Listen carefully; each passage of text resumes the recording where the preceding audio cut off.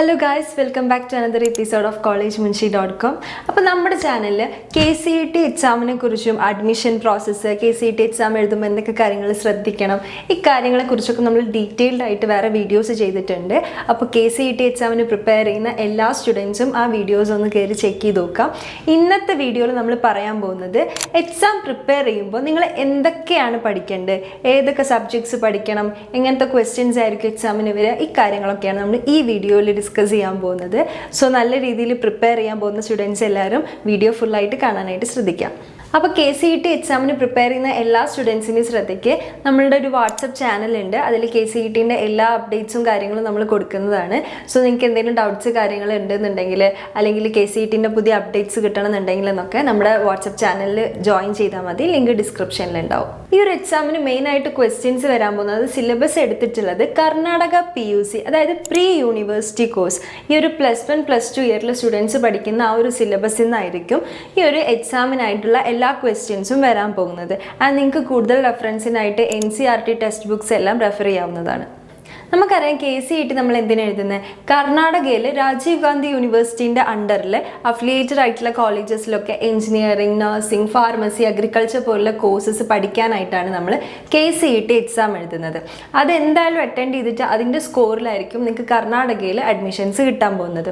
So ഈ ഒരു exam എഴുതണം എന്നുണ്ടെങ്കിൽ നമുക്കറിയാം, നഴ്സിങ്ങിനാണെങ്കിൽ വേറെ ആയിരിക്കും, BTechന്, എഞ്ചിനീയറിങ്ങിനാണെങ്കിൽ വേറെ ആയിരിക്കും. ഇപ്പോൾ നഴ്സിങ്ങിനാണെങ്കിൽ നിങ്ങൾ ഫിസിക്സ്, കെമിസ്ട്രി, ബയോളജി എന്നീ സബ്ജക്ട്സിലായിരിക്കും നിങ്ങൾ എക്സാം എഴുതേണ്ടി വരിക.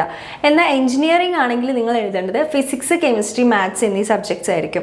അപ്പോൾ നമുക്ക് ഫസ്റ്റ് BSc നഴ്സിംഗ് പഠിക്കാൻ പോകുന്ന സ്റ്റുഡൻസ് ഈ ഒരു ഫിസിക്സ്, കെമിസ്ട്രി, ബയോളജിയിൽ എന്തൊക്കെ കാര്യങ്ങൾ പഠിക്കണം നമുക്ക് നോക്കാം. അപ്പോൾ നഴ്സിംഗിൻ്റെ കാര്യം എടുക്കുകയാണെങ്കിൽ നമ്മൾ പറഞ്ഞു 3 സബ്ജക്ട്സ് ആണ് നമ്മൾ അറ്റൻഡ് ചെയ്യേണ്ടത് എക്സാമിന്, ഫിസിക്സ്, കെമിസ്ട്രി, ബയോളജി. അപ്പോൾ ഇതിന്ന് ക്വസ്റ്റ്യൻസ് വരാൻ പോകുന്ന സിലബസ് കർണാടക PUCൻ്റെ ആയിരിക്കും.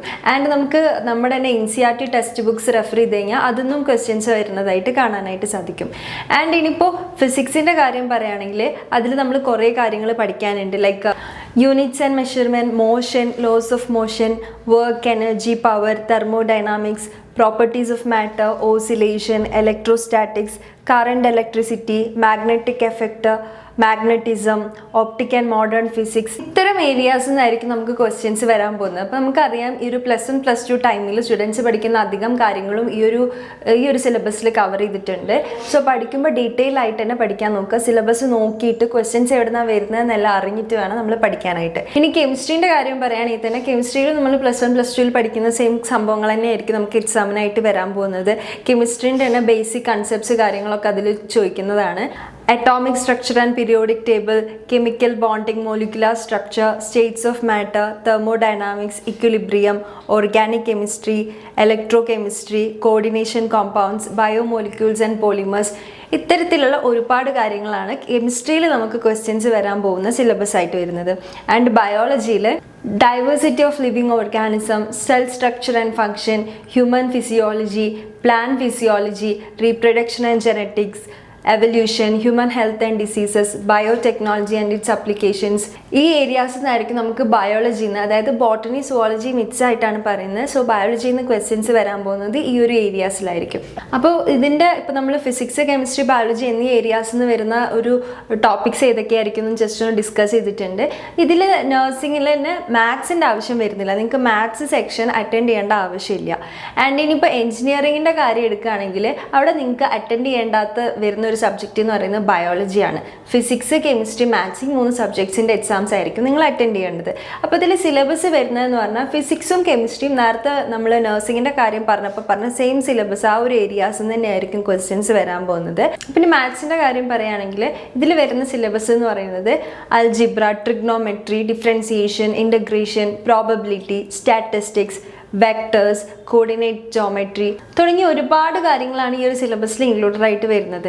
സോ നമുക്ക് ഈ ഒരു സിലബസ് കേൾക്കുമ്പോൾ തന്നെ മനസ്സിലാവും +1 +2 കാര്യങ്ങൾ നമ്മൾ നന്നായിട്ട് പഠിച്ചു കഴിഞ്ഞാൽ മാത്രമേ KCET എക്സാമിന് നമുക്ക് നല്ലപോലെ പെർഫോം ചെയ്യാൻ പറ്റുള്ളൂ. കാരണം എല്ലാ പോർഷൻസും ഈ ഒരു 2 വർഷം, +1 +2 ഇയർ 2 വർഷം കൊണ്ട് നമ്മൾ പഠിക്കുന്ന എല്ലാ കാര്യങ്ങളും അവർ ഈ ഒരു സിലബസിൽ ഇൻക്ലൂഡഡ് ആയിട്ട് തരുന്നുണ്ട്. ആൻഡ് ഇനിയിപ്പോൾ എഞ്ചിനീയറിംഗ് സെക്ടേഴ്സിലേക്ക് പോകുന്ന സ്റ്റുഡൻസ് ആണെങ്കിൽ നിങ്ങൾക്ക് ബയോളജീൻ്റെ ആവശ്യമില്ല എന്ന് നമ്മൾ പറഞ്ഞു.